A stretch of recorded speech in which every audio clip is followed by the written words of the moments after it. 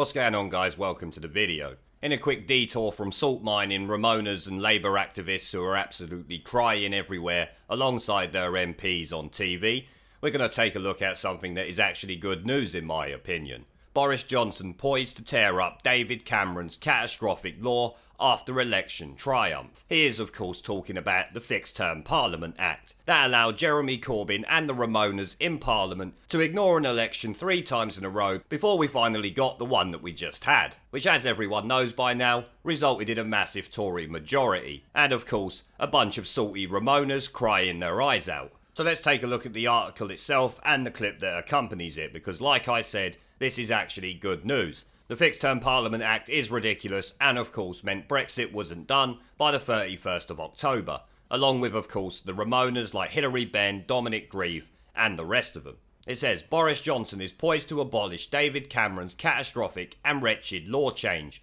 which is what, according to constitutional historians, caused the Brexit deadlock. Which is essentially what David Starkey says in this video here, so we'll take a look at that quickly and then we'll carry on. In theory, you should have a general election.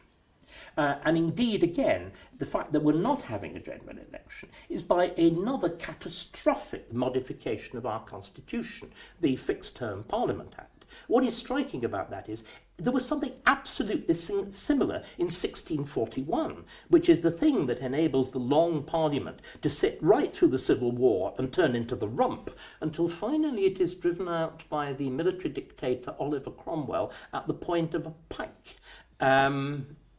That's what happens to parliaments that sit too long.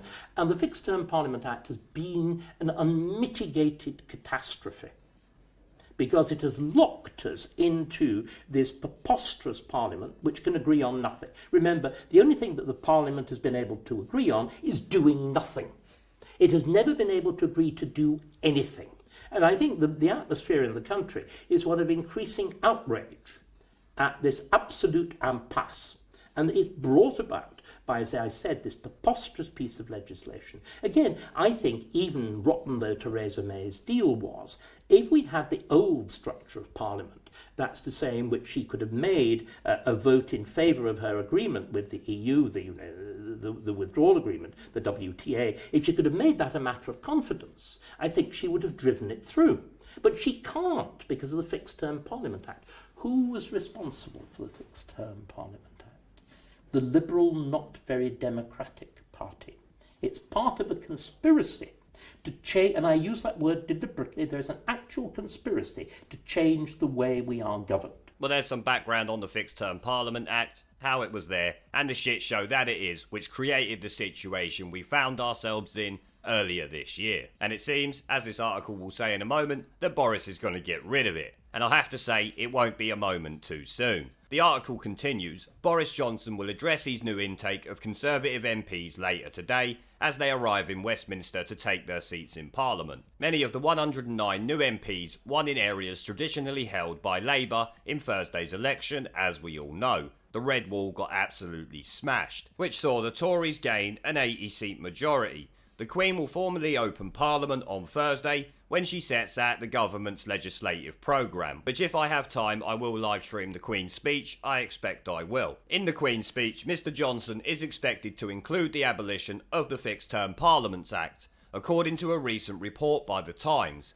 The Tories hope that the repeal will make it easier for them to retain office. The first elements of changes are said to be ready to go, and could be put before Parliament before Christmas. The Fixed Term Parliament Act is what essentially prevented Mr Johnson from calling an election in September, as I've already said, and what, according to 2 famed constitutional historians, caused the Brexit deadlock. As we all know, it's not just according to them, it's literally a fact. During a lecture organised by the Bennett Institute of Public Policy at the University of Cambridge in November, constitutional historian Vernon Bogdanor told Express.co.uk there was one person who had predicted its effect. It was me. I predicted the Act could allow a Parliament to keep a Prime Minister who had lost its majority, but without allowing him to call an election or be willing to remove him for a vote of no confidence, essentially making Parliament and the parliamentarians themselves far more powerful than the Prime Minister if his own MPs, as we see back in September, deserted him like Grieve, Gawke and the rest of the shitweasels that all turned tail against their own party and backed the Corbynated Chicken and Joe Swinson, who thankfully got kicked to the curb, but might be getting a place in the Lords, which I think I will do a video on soon. Let me know in the comments if you want me to cover that shit show.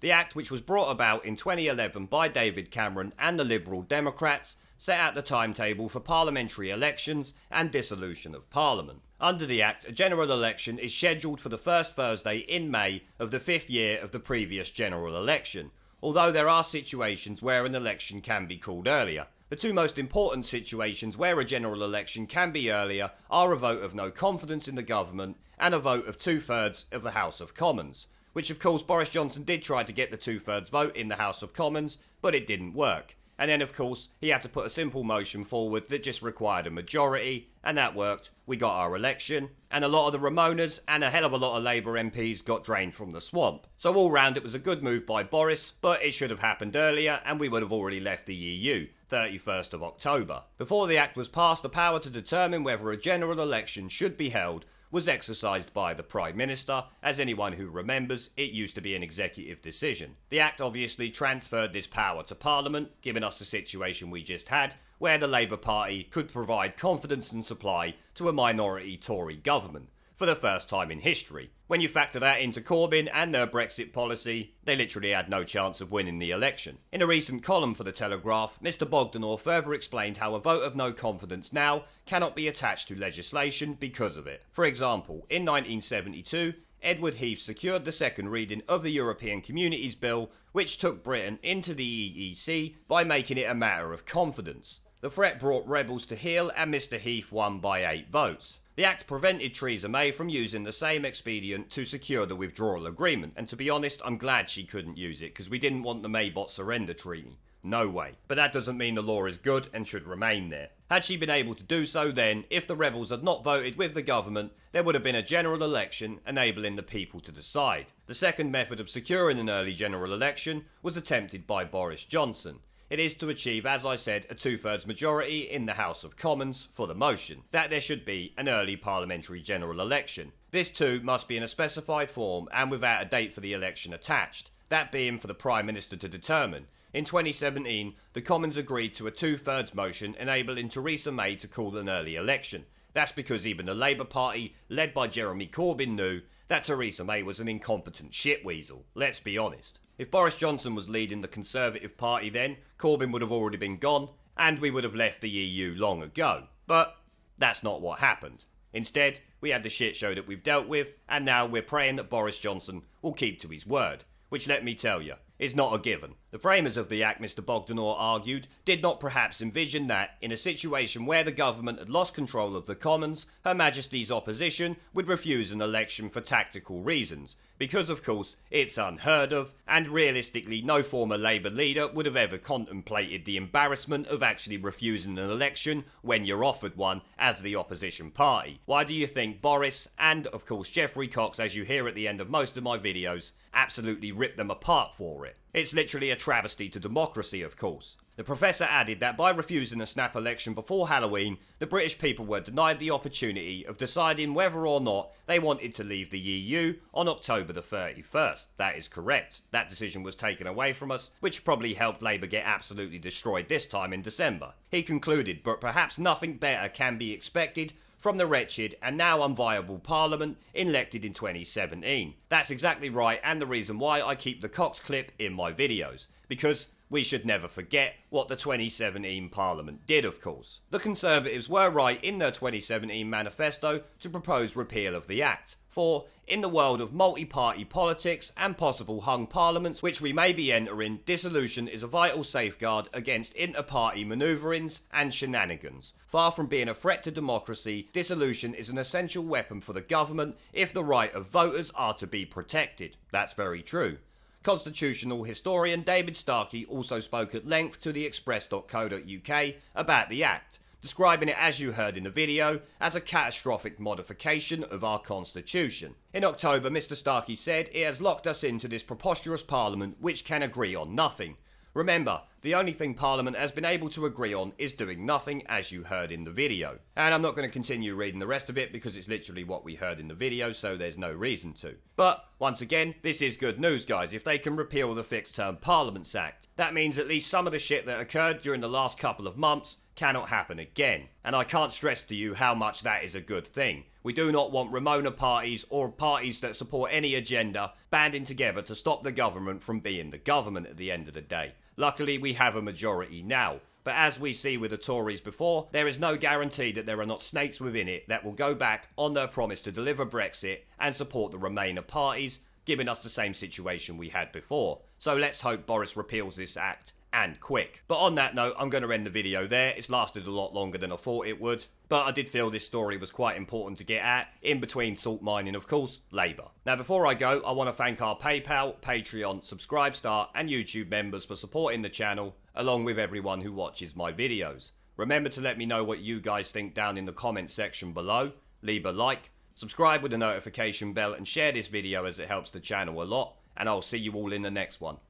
This Parliament is a dead Parliament. It should no longer sit. It has no moral right to sit on these green benches. They don't like the truth. Twice they have been asked to let the electorate decide upon whether they should continue to sit in their seats, while they block 17.4 million people's votes. Parliament is a disgrace, but they're too cowardly to give it a go. But the time is coming. The time is coming, Mr. Speaker, when even these turkeys won't be able to prevent Christmas. There is a pattern consistent throughout history of oppressed people turning on the oppressors. Slaves against their owners, the peasantry against the feudal barons, colonies, Mr. Verhofstadt, against their empires. And that is why Britain is leaving. And it doesn't matter which language you use, we are going, and we are glad to be going. We're off.